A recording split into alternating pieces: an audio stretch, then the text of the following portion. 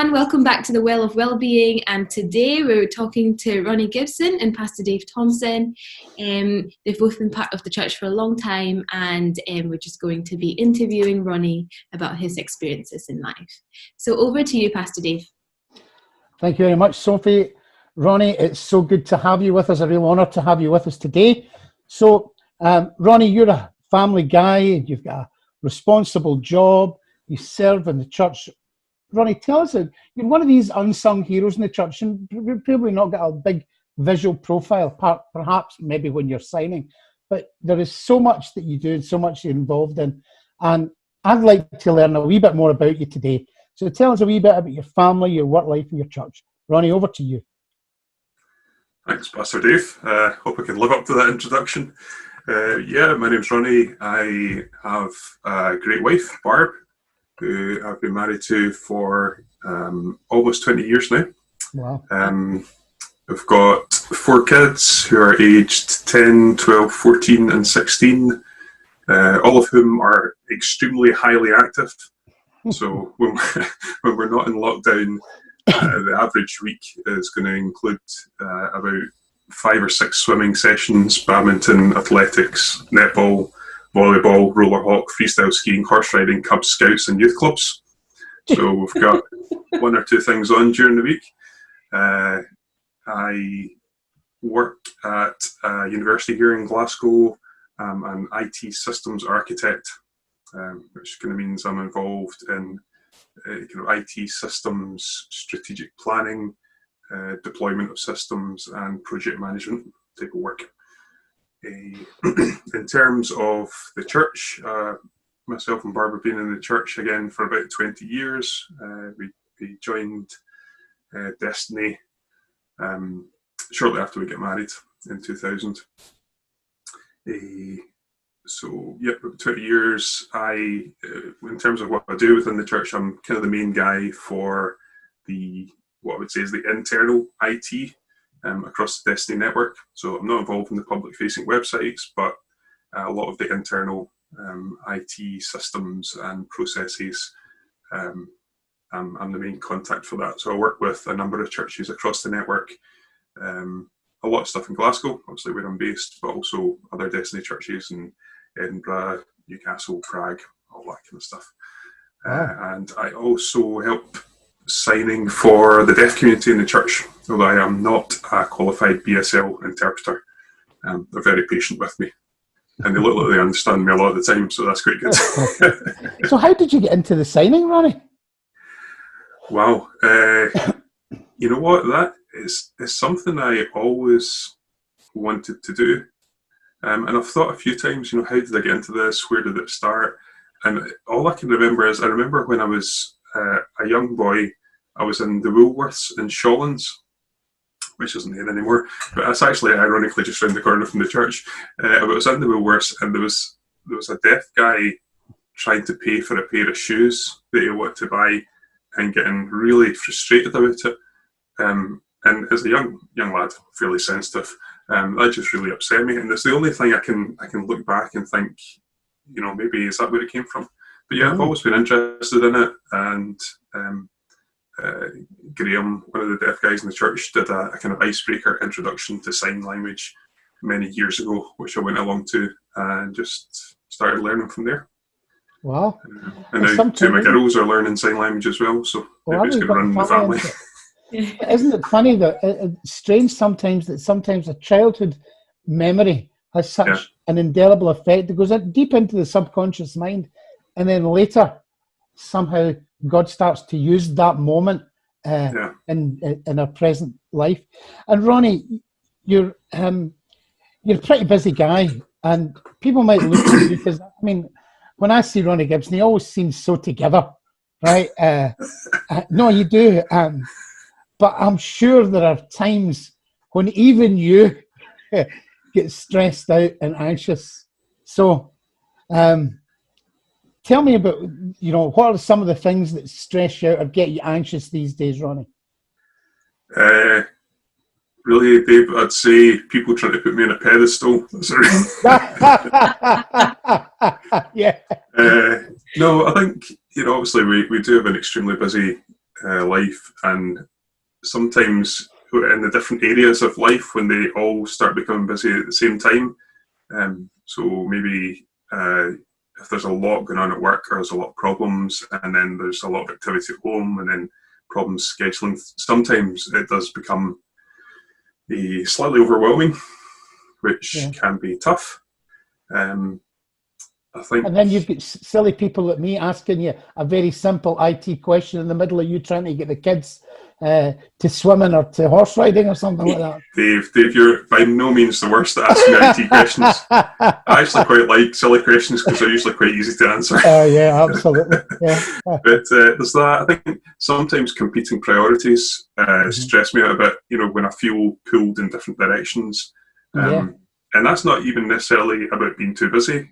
Maybe it's just, a scheduling conflict between something, people were really relying on me for something, but then there's family priorities. And I think sometimes I'm the kind of person that I find it difficult to say no, or have been in the past, getting good at that. But, when I have to say no to people, and I know that maybe that's going to leave them in a pickle, but that I find that kind of stressful. And I guess just, interpersonal stuff, especially interpersonal conflict is not one of my main areas. Although I'm pretty good with conflict at work, I think. So yeah, those kind of things can lead to stress. Mm-hmm. And so these are the challenges of everyday life, these competing priorities, saying no, setting these boundaries. And would you say that the more you set the boundaries, the more you say no to stuff that might be a priority for someone else? I heard a statement many years ago that somebody else's emergency doesn't need to be my crisis. Yeah. And learning to say no, and the better you get, do you think you get better at it, the more you do it? Yeah. I think so. I think one of the things that's helped in that area has just been really clear up front about what commitment I'm making. Mm-hmm. I do a lot of work in IT within the church, and that's completely a kind of volunteer thing. I'm not hired or on staff, but I am hired by university, and that's my priority. And so there's certain boundaries that had to be set there, and quite a long time ago, I said, look, you're not phoning me. Don't phone me on my mobile for IT support work for the church. Mm-hmm. And because it's just not appropriate for me to be taking calls when I'm actually at work and doing my job. So the IT work for the church happens, maybe during lunch times or in the evenings. And that's a boundary I had to be clear on.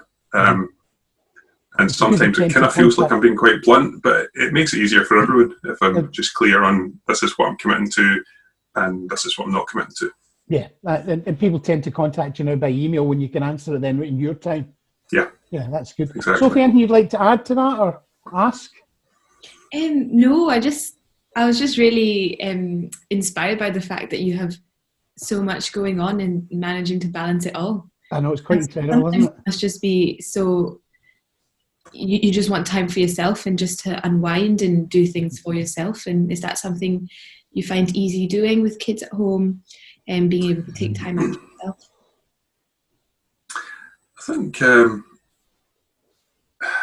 I think my kids are at an age now, Barb and I have really worked a lot to encourage independence in them and encourage responsibility. And as that changes as they grow and at different stages in life, you have different expectations. But I think really they're at a point now where they do actually carry, a decent amount of responsibility around the home, about just cleaning up, keeping on top of things that need to be done regularly. So it does, parenting, there's a lot of investment in the early years, early being like first 10 or so. But you stick with it and you do train the kids up and they learn and they get better and their capacity increases. And so there's this point where, they do actually carry some of the weight around here, which is good. So I find that really, really encouraging to see how the kids are growing and developing. But in terms of time for myself, yeah, I mean, I think one of the things I like to do is just going out on my bike. Usually when I'm at work, that's the commute to and from. But that's really a time where I recharge, being on my own. That's a real help to me. So, because that was my next question, Ronnie, really is, what do you do to reduce your stress and help your general well-being? So there might be a couple of things you do, maybe 3 or 4 important things that you do that help you to reduce stress or improve your general well-being. Yeah.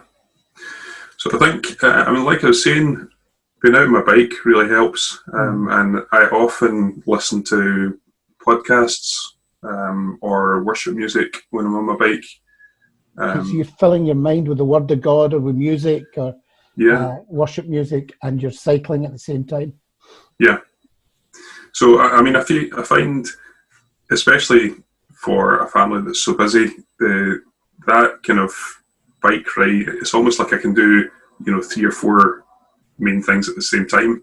I'm getting some exercise, I'm getting to work, I'm like focusing my thoughts and getting my perspective right, and kind of build myself up at the same time. So that's a really precious time. And to be honest, crazy drivers at the same time. Avoiding crazy drivers, yeah, that is an aspect of cycling that's tough. Almost getting killed on a regular basis doesn't tend to bring out the best in you. But, just as well you're good at juggling lots of things, Ronnie, I'll tell you. Yeah, so that bike time is really, really good for me. I think, in terms of listening to worship music and stuff, I find in the different seasons there are often specific songs that God uses really to minister to me, to speak to me, to really impact me quite strongly. And that just changes as seasons pass. But there always seems to be something that's really getting me. I think the other thing that we do, or that I do, is I try and always be grateful. I just find that, I don't know, in some ways it's almost, once you get into the habit of it, it's not like a choice that you continue to choose to be grateful. You just are. And when I look at my family and my kids and my job and the church and the friends that I've got, I'm just so immensely thankful for everything that God's blessed us with. So that really helps to correct my perspective, I think, when I'm getting stressed or too focused on problems. I'd say the third thing is probably giving. Barb and I love to give. And that may be giving gifts of money, or we can regularly give to a number of different things that we think are making a difference in the world. Organisations are feeding people or helping poor, all that kind of stuff. I think, and we also give our time to things. We give encouragement to people. And that's, when you're feeling stressed, it's easy to be purely focused on yourself and to be consumed with the problems that are going on inside. But I find when you're given to other people, it kind of takes your focus off yourself a bit, and it helps to correct your perspective. So we love giving. Honestly, it's such a joy to be able to give to people. I kind of get that from I was speaking to one of the counsellors the other week during a supervision session, and I was asking them about, how's the life at the moment? I said, so much on, kind of stressed out. I said, how does that affect you going into the counselling room? And what this person said was, in that hour, when I'm sitting with that client, I forget all about everything else that's going on for me because I'm there for that client. So there's something about serving and giving to others that reduces the stress aspect of our own lives. So I really get that. And so there's something also about gratitude being the magnet for blessing. And I think it is. The more we're grateful for stuff, God, it's almost like God says, they're so grateful, I'll give them another blessing. It's kind of like that. Yeah. It's amazing. So, and to be grateful for the small things. Yeah. I've been doing something recently where I've been doing these breathing exercises. I'm trying to reduce, I've got a touch of asthma, and I've been trying to reduce the use of inhalers because they're not good. And I've been doing these breathing exercises, and I've just become so grateful just to be able to breathe normally. And just to, if you like, meditate that every breath we take is a gift from God. So we can even be grateful, not for stuff, but for just being. So really get that. Brilliant, Ronnie. Sophie, do you want to add or ask anything else? No, I'm good for now. You're fine. Okay. So, Ronnie, there seems to be this is a kind of final question. There seems to be an epidemic of anxiety in our world right now. I'm sure you'll have noticed it in the workplace, although I'm sure the university is a lot quieter now. So what tips would you give to anyone who's starting on a journey to improve their well-being? Yeah. I think, really, I would say you've got to start with the most important thing. And for me, the absolute foundation of my life is my relationship with God. And so, having a relationship with God, knowing Jesus, that's the thing upon which everything else in my life is built. And it doesn't really matter what I do, or what techniques I use, or what tips I have. If that foundation's not there, then nothing else works. So for me, that's really that. If you don't have that sorted out, if you don't have a relationship with God, you got to get that done first. Not done, but you got to start that journey first. So that'd be reading the word, prayer, that sort of thing. Yeah, I just starting a relationship with God, accepting that He wants to have a relationship with you. That obviously there has been, or there is, that separation caused by sin, but He wants to fix that, and Jesus has already paid for that. So I just accept what He's done for me. I accept that Jesus his death and resurrection has allowed me to come into a relationship with God, and that's the starting place. I think once that's sorted out, the next thing I would say is you've got to start building on that with truth. There have been times when I've been struggling with issues and just like beating myself up, and I've certainly found seasons in my life where I've literally just been stuck because I'm so kind of consumed with where I should be. I should be much further on. I should have accomplished this. I shouldn't still be having this problem, and the whole being consumed with what should be meant I wasn't actually going anywhere. So I'd say the second tip is give yourself a break. God relates to us so much through grace. We honestly cannot grasp the extent to which He pours out grace on us, and we need to have that for ourselves. And I think when you do, then you're actually freed up to start moving. You can't progress from where you should be. You can only make progress from where you are, and if that means you just take one step, then take a step. But you got to cut yourself a break and stop beating yourself up in order to take that step. Absolutely. So just start building. Whatever it is, even if it's like physical fitness, if all you can do is take a walk around the block, then take a walk around the block. Yeah, absolutely. So I was just, again, fairly recently, I've been trying to look after my health a lot more and take some exercise and finding it difficult. And I just, in prayer, I said, God, I'm sorry I never took any exercise today. And it was almost that He was saying to me, it's all right, I'll help you with that. I never got a hard time. He doesn't give me a hard time to say, I know, you better get on with it, Dave. always there to build us up, to encourage us, and to be there. And he's the God of our body. You know, Yeah. so much does he love our body that he allows the Holy Spirit to live in it. You know, how amazing is that? Yeah. And so he's there to help us to make this environment for this life the best it possibly can be. So thank you, Ronnie. So that's the kind of end of our wee interview. This has been inspirational, Ronnie. Lots of great tips for people. The real start is the relationship with God, learning to say no, how to have all these plates spinning and still managing to keep a semblance of peace, and that being and finding that just by being grateful for now, for the present moment. Truly inspiring, Ronnie. I want to thank you very much. Sophie, would you just like to finish off for us?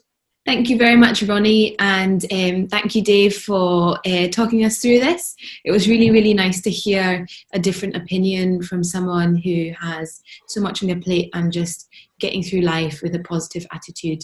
And, you know, when you come through things that are very overwhelming, how you deal with it is really important, and I think all of us can learn a bit from that. So thank you so much today, and to everyone who's watching, thank you for listening in, and be sure to subscribe to our channel so you can keep up with more wellbeing updates. Thank you.